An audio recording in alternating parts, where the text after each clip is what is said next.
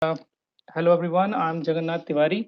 A professional into the field of the automotive cybersecurity, and I'm working since last 11 years in this field. So I'm also a certified information system security professional, and so this was a little bit about me. Let's start with the complete overview of this topic.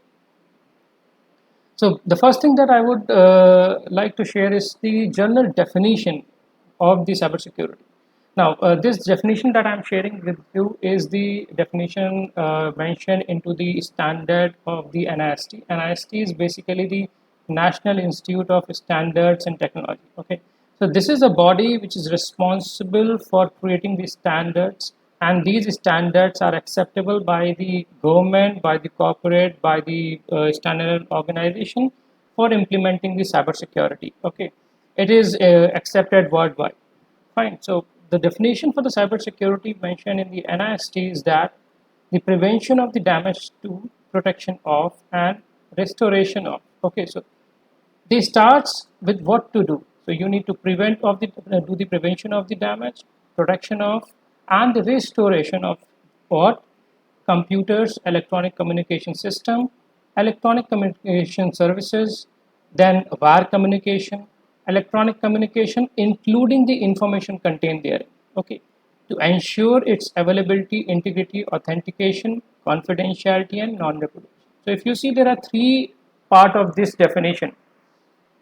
The first part is what need to be done, that is prevention of the damage. You need to protect, protection, and then the restoration. Okay, these are the three main part of what?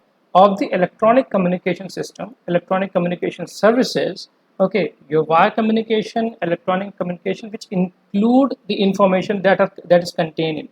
Okay, and what you need to ensure while doing these things, you need to ensure that your availability, your integrity, your authentication, confidentiality, and non-repudiation should be maintained. Okay, so basically there are three things that need to be taken from this definition.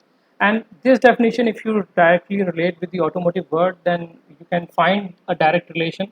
It is like your electronic communication system. You have the electronic control unit which is into your cars, your electronic communication services, like you have the CAN and all those things, you have the OBD, you have the UDS protocol running here. Okay, then wire communication and all those things which is going through. And then for all data which is stored here, you need to be very sure that how you are going to secure the availability, integrity, authenticity, confidentiality, and non-repudiation of that data. Okay, then moving further, the next question that is important to understand is why hackers hack. Okay, so there could be many motives. Some of them are mentioned here, like ransom, insider threat, political motives. Then you have your competition, cyber war, angry user. Then somewhere sometimes your motive is also not known. Okay, it could be just fun. Okay, so if you talk about the ransom, or majorly, many a times in some of the studies it has been observed that many a times the motive is money. Okay, now this one is pretty obvious because hackers they are not different than the other hackers or the other criminals. Okay, they want the money. Okay, then if there is a study which was done, which is the Verizon's 2020 data breach investigation report. It is known by the name of the DBIR. Okay, it shares that 86% of the data breaches, they are analyzed and they found that it is financially motivated. Okay, so about 86% of the attacks that has been done has the motivation of the financial aspects. Okay, and when hackers profit financially at the cost of the others by doing the illegal activities, okay, they are called the black hat hackers. Now there are others hacker who are working legally and then they are making the money. Okay, so there is a difference between with this money motivation. Okay, so there is a white hat hacker and black hat hacker. So black hat hacker are the one who are doing the things illegally, and white hat hackers are just doing the penetration testing and all. So they take the permission and then they perform those attacks which could compromise your system. Okay, then insider threat is the major threat in any organization. Okay, yeah, insider threats are the major threats in any organization.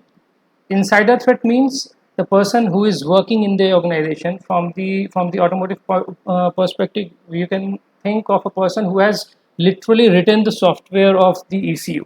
Okay, he knows deeply what is going on into a electronic control unit. Okay, so he is the best person to understand how to break the system. Okay, so that could be an insider threat. Fine. So insider threats are the one who could, and these are the people who are really very dangerous, and it is very important for an organization to identify these kind of threats. Then we go on to understand the political competition warfare. So political is basically which is driven by the governments. Okay, so they hire the hacker for the political espionage. Espionage is a term which is used generally into the word of cybersecurity, which is related to the leak of the confidential data or confidential information. Okay, in these cases, the hackers who engage in the state sponsored cyber attack. Okay, so these are actually the sponsored cyber attack, and they are known as the nation state actors. Okay, so in this type of role, hackers are assigned duties. They are particularly assigned duties. Okay, such as stealing the sensitive data and manipulating or otherwise interfering with the elections. Okay, stealing or leaking the government or military documents, interfering with the economies. Okay, so these kind of things are done by this politically driven attacks, or you can say politically hired hackers. Then you have the competition. Competition is in a very simple way. You can understand that there are two organizations who want to hamper each other. So instead of going for a positive competition by developing their skills and increasing their skills, they go for defaming each other. So in this for this they sometimes hire the group of hackers, and this could be a motivation. Cyber war is one of something which is a hot topic of discussion between the experts. Okay, some people say there is nothing like cyber warfare, but some say that okay, if some damage is equivalent to a damage done by a war, then it is called a cyber war. Okay, so cyber war is basically the use of the digital attack to attack a nation. Okay, causing the comparable harm to actual warfare, or you can say disrupt the vital computer system. So if you have a power plant running and somebody disrupt the power plant computer system, and the power supply is disrupted, so that is very huge level of damage, more or less equivalent to a war. So that is called a cyber warfare. Okay, then you have the angry user and the motive unknown. Angry user could be an insider threat also, because if you say company is not giving some sort of increment or not, or somebody is hired it's like they are fired from the company, so they are not happy with the organization, so they could be an angry user, and they could do an attack, some sort of cyber security attack over the system, because they know about the things. Unknown motive, I've written this because sometimes the motive is just to prove yourself, just to prove your knowledge, and just for the fun. Okay, so sometimes the motives are unknown. Then who are the people doing these kind of attacks? Okay, so it could be your outsiders, organized criminal groups, your internal actors. Internal actors are related to your organization, within the organization. Okay, as I told you, a software developer for the ECU could be an internal actor.